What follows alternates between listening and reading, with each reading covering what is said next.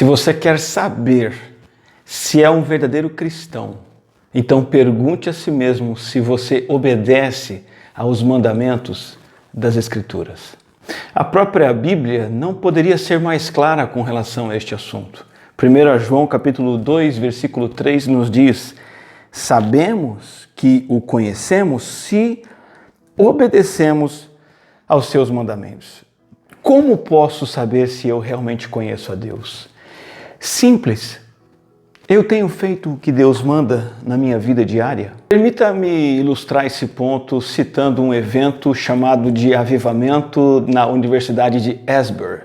Aconteceu no dia 8 de fevereiro de 2023. Houve um culto regular no auditório da universidade, que os alunos são obrigados a ir. Só que esse culto tinha horário para terminar e para começar e para terminar, mas não terminou no horário programado. Ele não durou 2 horas, 3, 5, 24, ele durou mais. Ele começou no dia 8 de fevereiro e foi terminar só no dia 24 de fevereiro. 2 semanas, 16 dias. Jovens de forma espontânea continuaram ali, orando naquela reunião religiosa, louvando, dando testemunhos, compartilhando a palavra, e então vários jovens começaram a ir e vir, e estima-se que cerca de 15 mil pessoas passaram por lá diariamente. Um famoso pregador, pastor bem conceituado nos Estados Unidos, conhecedor da cultura local, fez o seguinte comentário: se a música fosse tirada daquelas reuniões, será que o movimento teria existido e durado tanto? Nesse questionamento sério, o pastor nos faz pensar acerca do que realmente motivou aquele avivamento. Foi uma grande manipulação emocional ou houve um genuíno avivamento da parte do Espírito Santo de Deus? Outro pastor de renome, este brasileiro, comentou também que mais importante do que avaliar o fator musical e a influência da música para fazer com que os jovens continuassem ali, é preciso verificar o fruto daquele movimento na vida dos líderes e participantes dele. Algum tempo depois, estarão esses jovens com uma vida consistentemente piedosa, submissa diante de Deus? A devoção, a postura de servo, a obediência serão visíveis na vida desses jovens? Eles estarão cultivando uma relação com Deus na qual vem o Senhor como Deus soberano? Estarão apreciando e tremendo e temendo diante da glória de Deus? Nós sabemos que o apóstolo João escreveu a sua primeira carta enchendo-a de evidências, provas ou testes da vida eterna. E é justamente isso que ele se propõe a fazer no capítulo 5, versículo 13. Já no final da epístola, ele explica suas intenções. Escrevi estas coisas a vocês que creem no nome do Filho de Deus, para que saibam que têm a vida eterna. Em outras palavras, João está dizendo o seguinte: o que está escrito nesta epístola são testes e provas para os quais vocês devem olhar e, através deles, verificar se vocês são genuinamente salvos ou não. Quais são estes testes? Em nenhum momento vai dizer que passar horas, dias, semanas, espontaneamente orando e cantando num auditório, numa reunião religiosa, em nenhum momento João vai dizer que isso é prova da vida eterna. Em nenhum momento João vai dizer que a evidência de que eu sou salvo é uma experiência religiosa, uma prática religiosa do tipo frequentar um culto, dar dinheiro na igreja, ter sensações espirituais ou praticar a caridade. Nessa epístola também João não vai dizer que experiências passadas são prova definitiva de que eu tenho a vida eterna. Um dia eu entreguei a minha vida para Jesus, fui à frente num apelo, fiz a oração da fé, me batizei nas águas, me filiei a uma igreja e nunca mais saí. Em nenhuma parte dessa epístola João vai dizer isso. Ele mostra testes e nós contabilizamos ou contamos 11, estamos expondo nessa série de mensagens. A primeira evidência é uma vida de comunhão com Deus e com seu Filho Jesus Cristo, como vimos na mensagem anterior. A mensagem de hoje nós vamos olhar para esse teste que é o teste da obediência à palavra de Deus, capítulo 2, versículo 3. Sabemos que o conhecemos se obedecemos aos seus mandamentos. Preciso fazer uma observação inicial aqui. Nós não estamos afirmando de modo algum que uma pessoa é salva através da sua obediência à palavra. Não estamos dizendo que ela consegue ser boa o suficiente perante Deus, cumprindo tudo o que Ele exige e então, por causa disso, ela se torna alguém que tem méritos e Deus se torna devedor de recompensá-la pelos seus méritos. De modo algum. É impossível que isso aconteça. Acreditar na autossalvação através da obediência revela um entendimento pobre, limitado e equivocado acerca de Deus e acerca de nós mesmos. Quando eu acho que posso me salvar através da obediência, eu estou pegando o padrão absoluto de obediência que Deus exige e estou reduzindo. Deus tem um padrão de obediência perfeito, condizente com o seu caráter santo e perfeito. Ele exige obediência perfeita, porque é um Deus perfeito. E nós rebaixamos Deus, rebaixando o seu padrão, dizendo assim, não, a minha obediência pode ser suficiente. Nunca é. Quando eu acho que posso me salvar através da minha obediência, eu também estou equivocado sobre a profundidade do meu pecado. O pecado humano atinge os atos, as palavras, mas vai muito além. Atinge pensamentos, intenções e desejos, e quando eu acredito que posso me salvar através da obediência, eu estou engrandecendo a mim mesmo, acreditando que eu sou ou posso ser suficientemente bom e ignoro a realidade da total depravação. Acontece que uma vez que João afirma que eu sei que eu conheço Deus se eu obedeço aos seus mandamentos, é preciso ou não obedecer aos mandamentos de Deus? Qual é o entendimento correto nessa questão? Uma maneira simples de entender isso é inverter a ideia. Nós não obedecemos para sermos salvos, mas obedecemos porque já fomos salvos. Nós podemos recorrer ao apóstolo Paulo em Efésios capítulo 2, quando ele diz assim, pois vocês são salvos pela graça, por meio da fé. E isso não vem de vocês, é um dom, um presente de Deus. Não por obras para que ninguém se glorie, porque somos criação de Deus realizada em Cristo Jesus, para fazermos boas obras, as quais Deus preparou antes para nós as praticarmos. Uma das coisas que o apóstolo Paulo nos ensina nesse texto é que nós somos salvos por Deus para a obediência. A nossa salvação é obra inteiramente de Jesus, 100% dele. Não há nada que possamos fazer, ele já fez tudo e de fato não conseguimos acrescentar 1% que seja da nossa própria salvação. O que cabe a nós, e as Escrituras deixam bem claro, é que cabe-nos apenas aceitar o que ele fez, receber o presente que ele dá, porque é um dom de Deus e cabe-nos apenas receber. Receber e aceitar o fato de que Jesus tomou sobre si todo o castigo que eu mereço pelos meus pecados na cruz. Receber o presente e aceitar a realidade de que ele pagou a dívida toda, completa, total, que nós temos diante de Deus pelo nosso pecado. Aceitar e crer que ele substituiu cada um de nós que cremos nele. Jesus assentou-se no banco dos réus em nosso lugar. E esse banco dos réus, na verdade, era a própria cruz do Calvário. Ali ele tomou o nosso lugar. E nesse presente vem também, junto do pacote, a obediência. A obediência está inclusa no presente. Uma vez salvos, nós passamos da condição de rebeldes para a condição de obedientes. O mesmo apóstolo Paulo vai dizer aos Romanos, no capítulo 1, versículo 5, recebemos graça e apostolado para chamar dentre todas as nações um povo para a obediência que vem pela fé. Perceba que as Escrituras nos ensinam que há uma obediência que vem pela fé, acompanha a fé, decorre da fé, vem no pacote da fé. Uma vez que eu creio que Cristo me salvou, que sua obra completa para minha salvação, esta fé traz junto de si a disposição, a capacidade e a inclinação para a obediência.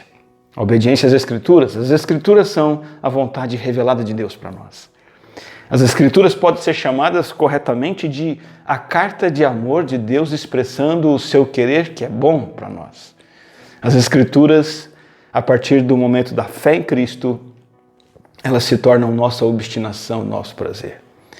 Tanto que quando Jesus delega a grande comissão a nós e diz, vão pelo mundo todo, façam discípulos de todas as nações, ele inclui na comissão e na tarefa, façam discípulos e ensinem a guardar tudo o que eu ordenei. A obediência faz parte da missão que o Senhor Jesus nos deu, nós mesmos nos tornarmos seguidores obedientes, a fazer o que Ele ordenou e levarmos outras pessoas também à obediência. Então veja novamente, por isso João diz, sabemos que o conhecemos se obedecemos aos seus mandamentos. A confiança de saber com certeza que você conhece a Deus é a obediência. Que tipo de obediência? A palavra obedecer, que o apóstolo João usa aqui em 1 João, no grego, é terel. Em algumas versões da Bíblia, ela é traduzida como guardar. A ideia não só de fazer uma coisa que foi mandada, mas de atender cuidadosamente, tomar conta de algo, observar com atenção, reservar algo em separado. Para que fique mais simples de entender o que está por trás dessa palavra guardar, obedecer, eu separo 3 aspectos da obediência que vem pela fé. O primeiro aspecto é que essa obediência é uma obediência interna. Ela não é desatenta, não é uma obediência indiferente, não é uma obediência descuidada. É uma obediência externa, no meu comportamento visível, junto com uma atitude de submissão do coração. Nunca me esqueço um pastor que disse que algo que o ajudou a enfrentar uma situação muito difícil na sua vida foi essa realidade. Eu tenho muito claro na minha relação com Deus quem é o Senhor e quem é o servo. Ele é o Senhor e eu sou o servo. E de coração eu o sirvo. 1 João capítulo 5, versículo 3, um pouquinho mais adiante, o apóstolo vai nos dizer o seguinte: porque nisto consiste o amor a Deus, em obedecer aos seus mandamentos. E ele acrescenta: e os seus mandamentos não são pesados. Os mandamentos de Deus são difíceis de obedecer? Sim, é difícil obedecer ao Senhor. Mas isso não quer dizer que seja um fardo obedecer ao Senhor, um peso, uma obrigação do tipo tomar uma injeção, tirar sangue. Há deleite envolvido, há paixão e amor. Então o ato da obediência, junto com a atitude, o espírito de obediência, o desejo de guardar a palavra, não apenas uma regra que está no papel, mas algo que é feito no espírito. Essa é uma obediência atenta, no sentido de ser algo que é importante para mim, é sagrado. Essa obediência é cuidadosa, é interessada, é apaixonada. Então, o primeiro aspecto da obediência que vem pela fé é uma obediência interna. O segundo aspecto, obediência inteira, completa. Imagine você que você trabalha numa empresa, consegue um emprego ali, e no primeiro dia, nos primeiros dias de serviço, você chega para o seu patrão e diz que já conhece todo o regulamento da empresa, as regras, e aí você alista ali quais regras você vai seguir e quais regras que você não vai seguir, porque você não concorda. É claro que se você fizer isso, olho da rua. Por que nós achamos que podemos fazer isso com Deus? Por que achamos que podemos selecionar os mandamentos que podemos obedecer e pegar outros mandamentos que a gente não concorda muito e deixar de lado? Por exemplo, você obedece o mandamento de frequentar a igreja, mas você não obedece o mandamento de ofertar. Ou você obedece o mandamento de ler a Bíblia em casa, mas não frequenta a igreja habitualmente, regularmente. Você obedece o mandamento de orar todos os dias, mas não obedece o mandamento de evangelizar o próximo. Você obedece o mandamento de Deus de ser um bom profissional, mas ignora que Deus ordena que você trabalhe na igreja e tem um ministério na igreja. Essa não é a obediência que vem pela fé. A obediência que vem pela fé é uma obediência inteira, completa, não é parcial. Não é uma obediência que está debaixo dos meus próprios interesses, ou daquilo que eu acho que é vantajoso para mim, ou daquilo que é possível fazer. Essa obediência é uma obediência completa, ela é calculada. Você toma a resolução de obedecer em tudo e você corre atrás disso e dá passos concretos nessa direção e de fato obedece. Ao invés de apenas ficar contente com aquilo que você já faz para Deus, você, verdadeiro cristão, vai sempre se perguntar o que ainda está em falta. Em que ainda eu tenho me omitido perante o Senhor?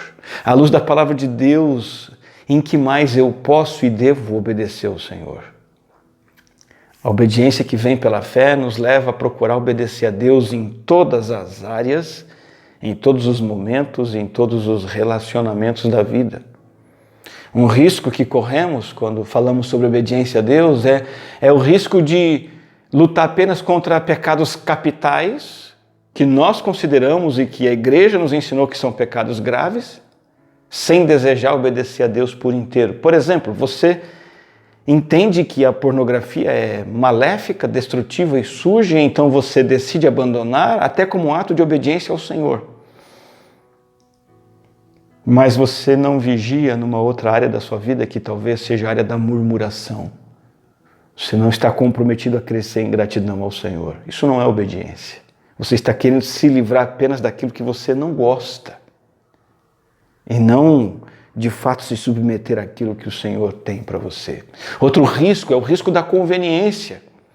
É obedecer só no que convém, ou no que agrada, ou no que é fácil, ou no que é vantajoso. E esta é uma obediência falsa, porque ela não está centrada em Deus, ela está centrada no eu, no ego. E aqui eu me lembro e lembro a você da obediência rigorosa dos fariseus. Homens muito mais obedientes do que nós, talvez, mas que Jesus reprovou a obediência deles, porque eles obedeciam só no que convinha. E o foco deles era obedecer a mandamentos que eles escolhiam, ou que eles criavam, com o objetivo de serem bem vistos pelos outros e de terem alguma vantagem e se sentirem bem consigo mesmos. A obediência que vem pela fé é uma obediência inteira. Ela é interna. Em terceiro lugar, essa obediência é imediata. Ela não é demorada, ela não é tardia. A obediência que vem pela fé não é uma obediência que você deixa para depois. Algo que Deus está mandando você fazer hoje, agora. Eu, frequentemente, pastoreando e aconselhando pessoas, escuto gente dizer: pastor, no tempo de Deus, isso vai acontecer. No tempo de Deus, as coisas vão se encaixar. E eu ouço com frequência essa fala, ou falas parecidas, que em geral, na verdade, a pessoa está adiando algo que Deus quer que ela faça hoje, mas ela não quer fazer. A pessoa entendeu que ela precisa terminar um determinado namoro com o incrédulo, um namoro que não é santo, um namoro que tem abrasamento, intimidade física. Ela sabe que precisa terminar, mas ela dá uma resposta espiritual. Ela diz assim: no tempo de Deus. A pessoa entende que precisa se reconciliar com alguém que ofendeu, mas ela diz assim: no tempo de Deus. Precisa abandonar alguma prática pecaminosa, algum negócio ilícito, algum vício, mas ela diz assim espiritualmente: no tempo de Deus as coisas vão acontecer. A obediência que vem pela fé é uma obediência imediata. Agora, se por um lado o apóstolo João nos diz que nós sabemos que conhecemos o Senhor se obedecemos aos seus mandamentos, ele também acrescenta, e o contrário é óbvio. E se eu não obedeço de maneira imediata, de maneira interna e inteira?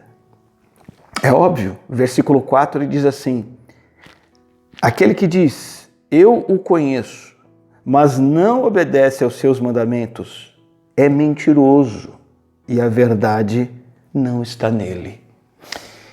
Erguer a mão bater no peito, dizer sou salvo, cantar sou salvo pela graça, maravilhosa graça e por aí vai. Sem levar uma vida de obediência a Cristo, João está dizendo aqui, nada mais é do que fazer uma afirmação completamente falsa. Fazer o que Jesus manda é indispensável, é insubstituível.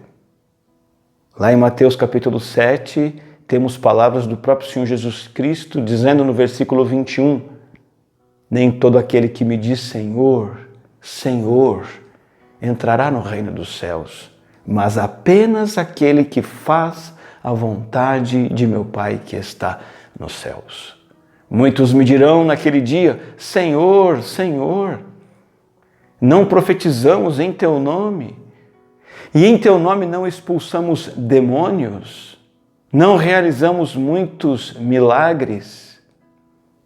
Então eu lhes direi claramente, nunca os conheci, afastem-se de mim vocês que praticam o mal. Receber um milagre ou realizar um milagre, ter uma experiência espiritual de expulsar um demônio, ter um certificado de batismo, cantar no culto, ficar emocionado, nada disso substitui a obediência como prova de salvação. Você quer saber como pode ter certeza se você é um cristão verdadeiro ou não? Não é pelo sentimento, experiência, é pela obediência interna, inteira e imediata. Essa é a evidência objetiva e prática da salvação. E isto é uma resposta ao que Cristo fez. Ele foi castigado no meu lugar, ele foi punido por mim, ele tomou o meu lugar na cruz do Calvário. E agora então, tendo sido salvo, eu posso obedecer.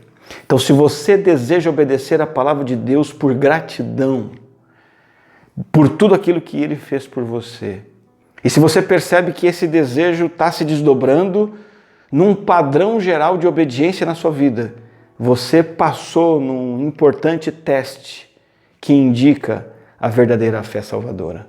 Caso contrário, se você não vê esse padrão de obediência crescendo na sua vida, a evidência é que você ainda não é salvo verdadeiramente, que você ainda está separado de Deus, debaixo da condenação de Deus. E o Senhor Jesus está dizendo, afaste-se de mim, você que pratica o mal, porque quem entrará no reino dos céus é aquele que faz a vontade de meu Pai. O que é que eu faço então? Você se encaixa em uma de duas situações. Peça ao Espírito Santo para te mostrar qual é a tua situação. Talvez você tenha que aceitar Cristo e crer nele de verdade. Arrepender-se genuinamente pelo seu pecado de desobedecer ao Senhor. E então decidir obedecê-lo. Ou você tem certeza de que tem passado nesse teste, tem levado uma vida de obediência, essa obediência tem sido crescente. Eu digo, então decida continuar honrando a salvação, manifestando uma obediência cada vez maior, mais constante, mais sólida, como sinal da sua fé em Jesus Cristo. Vamos orar. Graças te damos, Senhor, por nos salvar e produzir em nós o fruto da salvação. E que esta evidência objetiva da nossa salvação esteja presente na vida de todos que ouvem essa mensagem. A evidência da obediência ao Senhor. Obediência de coração, interna. Obediência inteira, completa. E obediência imediata, sem demora, sem atraso, sem cansaço, sem enfado e sem adiamento. Nos permita, Senhor, desfrutar da alegria de obedecer ao Senhor. Esta obediência que vem pela fé. Louvamos teu nome, em nome de Jesus. Amém. Que Deus abençoe você.